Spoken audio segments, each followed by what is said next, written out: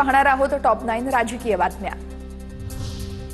ठाणे, कल्याण, उल्हासनगरमध्ये भाजपच्या कार्यकर्त्यांची परवड झाली। बालेकिल्ला कोणाचाही असो, पक्षाने परवानगी दिली तर त्यांचं नामनिशाण मिटवून टाकू, मंत्री गणेश नाईक यांचं थेट एकनाथ शिंदेंना आव्हान। ठाणे, कल्याण, उल्हासनगरमधील भाजप कार्यकर्ता खुश नाहीये। युद्धात जिंकलो आणि तहात हारलो असं कधी होत नाही, गणेश नाईकांची प्रतिक्रिया।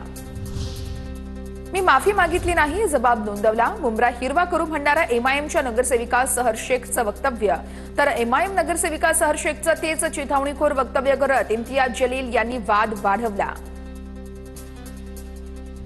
कोणाच्या म्हणण्याने महाराष्ट्र हिरवा होणार नाहीये, जलील यांनी देशातील राज्यातील शांतता बिघडवू नये, गुलाबराव पाटील यांची टीका।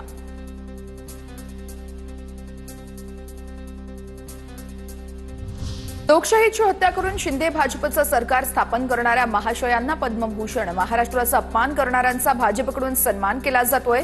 भगतसिंह कोश्यारी यांना पद्मभूषण जाहीर झाल्यानंतर संजय राऊत यांची टीका।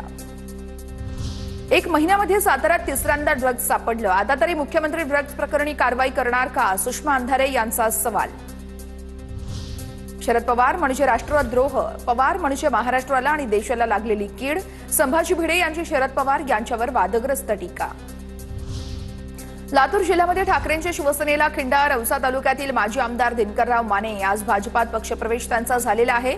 तर दिनकरराव माने यांच्या भाजप प्रवेशाने आमदार अभिमन्यू पवार यांना औसा तालुक्यात अधिक राजकीय ताकद मिळणार।